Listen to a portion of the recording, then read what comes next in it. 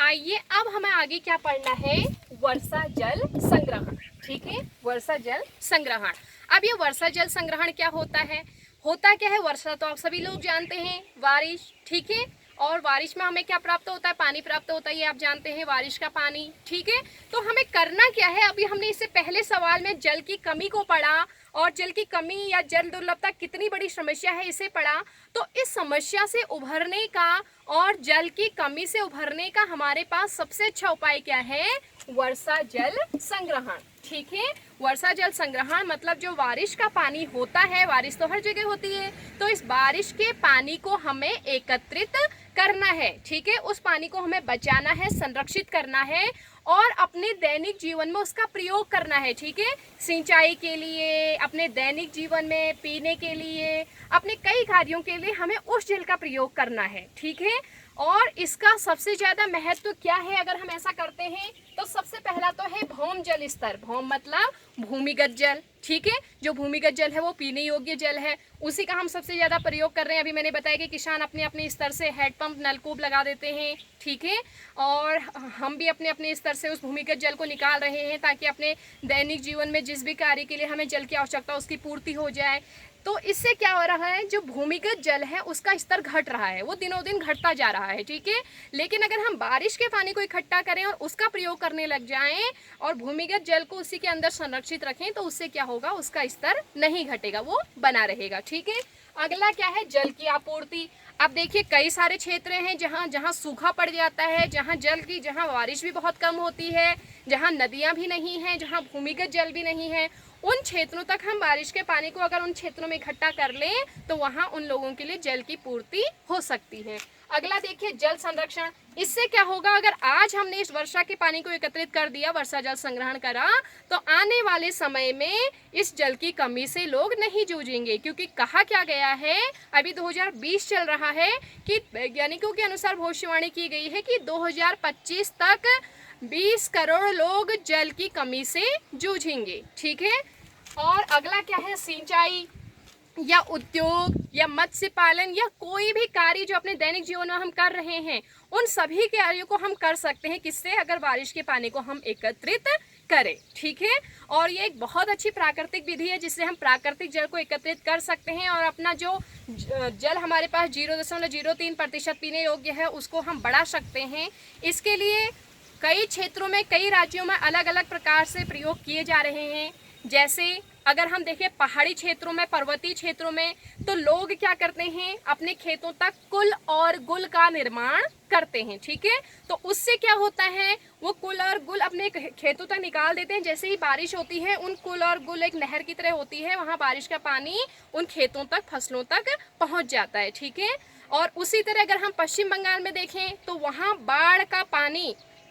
बाढ़ के पानी को एकत्रित करने के लिए बाढ़ वहित वाहिकाएं निकाली जाती हैं, यानी कि बाढ़ वाले क्षेत्रों से नहरें खेतों तक पहुंचाई जाती हैं। ठीक है, फिर अगर हम जाएं मेघालय में तो वहां शिलोंग, जबकि हमें पता है मेघालय का मौसिनराम ही सबसे अधिक वर्षा वाला क्षेत्र है, लेकिन उसी का एक क्षेत्र क्या है, शिलोंग, जहां अभी बहुत ज्यादा जल की समस्या है। तो वहां के लोग क्या कर रहे हैं, वर्षा के जल को छतों में एकत्रित कर, छतों से अपने टैंक में, अपने बर्तन में, अपने बकेट में एकत्रित कर उसका प्रयोग कर रहे हैं। ठीक है, और इसी तरह हम राजस्थान की बात करें तो राजस्थान एक ऐसा क्षेत्र है जहां जल की बहुत बड़ी समस्या है, क्योंकि वो एक थार वाला क्षेत्र है, बहुत गर्म क्षेत्र है। तो वहां के लोग किस विधि का प्रयोग करते हैं, टांका विधि है। ठीक है, टांका विधि का मतलब टैंक से ही लिया गया है। वह क्या करते हैं, एक ऐसे टांका का निर्माण करते हैं जिसकी लंबाई चौड़ाई इतनी बड़ी होती है जितना बड़ा कमरा होता है हमारे पास। ठीक है, इतने बड़े एक हौज या एक टांका का निर्माण कर देते हैं और उस तक वो छत से पाइप लगाकर वर्षा के पानी को एकत्रित करते हैं और उस पानी को वो इस बरसात से लेकर अगली बरसात तक उस पानी का प्रयोग पीने के लिए और अन्य कार्यों के लिए करते हैं। ठीक है, और इसी तरह मेघालय में ही बांस ड्रिप प्रणाली ये बहुत महत्वपूर्ण है। तो इस विधि के तहत क्या किया जाता है कि मेघालय में बांस तो आप जानते ही हैं, आप पहाड़ में रह रहे हैं, यहाँ बांस बहुत ज़्यादा होता है। बांस कैसा होता है, बिल्कुल पाइप की तरह खोखला, ठीक है, अंदर से। तो वो क्या करते हैं मेघालय के लोग, एक बांस से एक बांस को जोड़ते जोड़ते जोड़ते झरनों से, नदियों से उस बांस को अपने खेतों तक पहुंचा देते हैं, ठीक है। और फिर उस झरनों से और नदियों का पानी को अपने खेतों तक बांस के द्वारा पहुंचाते हैं, और यह कहलाती है बांस ड्रिप प्रणाली, क्योंकि इस विधि के तहत वह पानी का जो स्तर होता है, जो क्षमता, जो फोर्स होता है, वो बहुत ज़्यादा ना रखते हुए कितना रखते हैं, बूंद बूंद, ठीक है। तो बूंद बूंद पानी उनके पेड़ों को मिलता रहता है, उनकी फसलों को मिलता रहता है, इससे उनके खेतों में नमी बनी रहती है और जल दुर्लभता जैसी समस्या से वो बचे रहते हैं। तो ऐसे कई सारे उपाय हैं जिनसे हमें जल को संरक्षित कर रहे हैं और आगे करते रहना। आइए अब हम आगे पढ़ते हैं जल प्रदूषण के स्रोत और प्रभाव।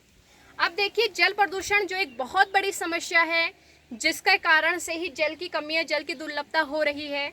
ये जल प्रदूषण हम कई समय से पढ़ते आ रहे हैं, हमने कक्षा 6 में भी पढ़ा है, 7, 8, 9, अब ये 10th में भी है हमारे सिलेबस में जल प्रदूषण, ठीक है। जल संसाधन का ही एक क्वेश्चन इससे भी आता है, जल प्रदूषण क्या है, इसके स्रोत क्या हैं, इसके प्रभाव क्या हैं। तो जल प्रदूषण क्या होता है, जल में खनिजों का, कार्बनिक व अकार्बनिक पदार्थों का मिल जाना ही जल प्रदूषण कहलाता है। और इन सब के मिलने से जब जल पीने योग्य नहीं रह जाता तो हम उसे क्या कह देते हैं कि ये जल प्रदूषित हो गया है, इसे ही जल प्रदूषण कहते हैं। अब इसके स्रोत क्या हैं, इस जल प्रदूषण के स्रोत क्या है, किस कारण से होता है। तो जल प्रदूषण का जो सबसे पहला कारण है वो क्या है कि इन खेतों में और फसलों में कीटनाशक दवाओं का प्रयोग करना। अब देखिए, आज के समय में जब से हरित क्रांति आई है, अधिक से अधिक किसान अपने खेतों में कीटनाशक दवाइयों का प्रयोग करते हैं। तो होता क्या है, इस प्रयोग को करने से उनकी फसलें तो बच जाती हैं, मगर फिर जब बारिश गिरती है उन फसलों में तो वो बारिश का पानी अपने साथ बहाकर उन कीटनाशक दवाइयों को भी ले जाता है, और वो बारिश का पानी जब नदियों में पहुंच जाता है तो उससे क्या हो जाता है, नदियों का पानी प्रदूषित हो जाता है, ठीक है। और इसके अलावा क्या है, नदियों के पानी में, तालाबों के पानी में कार्बनिक अकार्बनिक पदार्थों का मिल जाना, ठीक है, जिसके कई कारण है, जैसे फैक्ट्रियां, कंपनियां, ये सब, ठीक है। इसके अलावा क्या है, रेडियोधर्मी पदार्थ, ठीक है, रेडियोधर्मी पदार्थ। अब हो क्या रहा है, हम आए दिन परमाणु विस्फोट कर रहे हैं, परमाणु विस्फोटों का आविष्कार कर रहे हैं, उनका परीक्षण कर रहे हैं जलाशयों में, तो उससे क्या हो रहा है, जल बहुत ज्यादा प्रदूषित हो रहा है और गर्मी भी बढ़ रही है, जिससे जल का स्तर घट रहा है, ठीक है। इसके अलावा क्या है, मनुष्य क्या है, प्रत्यक्ष रूप से जल को प्रदूषित करने वाला सबसे बड़ा कारक तो मनुष्य ही है। हम क्या करते हैं, हम नदियों में ही नहाना, नदियों में ही कपड़े धोना, हम पशुओं को नहलाना नदियों में ही करते हैं। हर मनुष्य क्या करता है, कूड़ा नदियों में डाल देता है। सारी फैक्ट्रियों, कंपनियों के जो पाइप लगे हुए हैं, जिनसे गंदा मल और गंदा पानी और जो फैक्ट्रियों का कचरा बचा होता है वो नदियों में ही जा रहा है, ठीक है। और हमारे जो सीवर लाइन है वो नदियों में ही जा रहे हैं। तो इस तरह से कई कारण हैं जिससे कि जल प्रदूषण हो रहा है, ठीक है। अब इसके प्रभाव क्या हैं, जल प्रदूषण के प्रभाव क्या हैं। तो देखिए, जब जल प्रदूषित हो जाता है तो क्या होता है, ये मनुष्य के लिए भी, पशुओं के लिए भी, जीव जंतु, पक्षी, पेड़ पौधे, फसल, हर किसी के लिए फिर नुकसानदायक होता है। मनुष्य सबसे ज्यादा जो बीमार पड़ता है वो प्रदूषित या गंदे जल के पीने से ही होता है, ठीक है। कई बीमारियां जैसे हैजा, टाइफाइड, पेचिस, ये क्या है, डायरेक्ट पानी से जुड़ी हुई बीमारियां हैं, ठीक है, जो कि हमें प्रदूषित जल से ही होती हैं, ठीक है। और जीव जंतु भी प्रदूषित जल को पीने से बीमार पड़ जाते हैं, पेड़ पौधे भी प्रदूषित जल से सूख जाते हैं, ठीक है। तो इस तरह से इसके कई सारे प्रभाव। आइए अब हम पढ़ते हैं बहुउद्देशीय नदी घाटी परियोजना, जो कि इस चैप्टर का सबसे महत्वपूर्ण क्वेश्चन है, जो कि हर साल आता भी है बोर्ड एग्जाम में। इसे हम अच्छे से पढ़ेंगे। बहुउद्देशीय नदी घाटी परियोजना, अब ये है क्या। देखिए, पहले चलता था केवल नदी घाटी परियोजना, जिसमें हम केवल एक उद्देश्य की पूर्ति करते थे। हम नदियों में बांध बनाकर, यानी कि नदी के पानी को रोककर बांध बनाकर उस पानी का प्रयोग हम केवल सिंचाई के लिए करते थे, ठीक है। लेकिन अभी वर्तमान में हम उस बांध को बनाकर एक साथ उस नदी के पानी से, उस बांध के पानी से कई सारे उद्देश्यों की पूर्ति कर रहे हैं, ठीक है। इसलिए अब इसे क्या नाम दे दिया गया है, बहुउद्देशीय नदी घाटी परियोजना। बहु मतलब बहुत सारे, उद्देश्य मतलब उद्देश्य, बहुत सारे उद्देश्यों की पूर्ति जिससे हमारे हो रही है, इसलिए हम इसे क्या कह रहे हैं, बहुउद्देशीय नदी घाटी परियोजना, ठीक है। देखिए बहुत महत्वपूर्ण होते हैं ये बांध। हमारे प्रथम प्रधानमंत्री जवाहरलाल नेहरू ने इनकी महत्ता को देखते हुए इन्हें आधुनिक भारत के तीर्थ और मंदिर कहा था, ठीक है। अब इनका उद्देश्य क्या होता है, नदियों पर बांध बना करके इनका उद्देश्य होता है सबसे पहले तो विद्युत उत्पादन, ठीक है। सबसे पहला क्या है, विद्युत उत्पादन। अभी मैंने आपको बताया कि हम 22% बिजली जो है जल से ही प्राप्त कर रहे हैं, ठीक है। दूसरा क्या है, घरेलू कार्य। जो घरेलू कार्यों के लिए कई क्षेत्र होते हैं जहां सूखा होता है, जहां पानी नहीं होता, उनको पीने के लिए तक पानी नहीं मिल पाता, तो ऐसे क्षेत्रों में यह बांध बना करके हम नहरों के द्वारा उस पानी को वहां तक पहुंचाते हैं। अगला है उद्योग धंधे, ठीक है। फैक्ट्री और उद्योगों के लिए जिस पानी की आवश्यकता है वो भी हम बहुउद्देशीय नदी घाटी परियोजना के तहत पूर्ण करते हैं। अगला क्या है, जल आपूर्ति। जहां पानी की कमी है, सिंचाई के लिए या बाकी कार्यों के लिए भी हम नहरें निकालकर बहुउद्देशीय नदी घाटी परियोजना के तहत जल की आपूर्ति कराते हैं। अगला देखिए, बाढ़ नियंत्रण। होता क्या है, जो बांध बनाए जाते हैं उसका जो सबसे पहला उद्देश्य होता है वो यही होता है कि वो तीव्र प्रवाह से जो नदी बहती है उसके जल को रोक करके उसका जो प्रवाह है थोड़ा कम किया जाए, जिससे कि बाढ़ जैसी समस्या ना हो।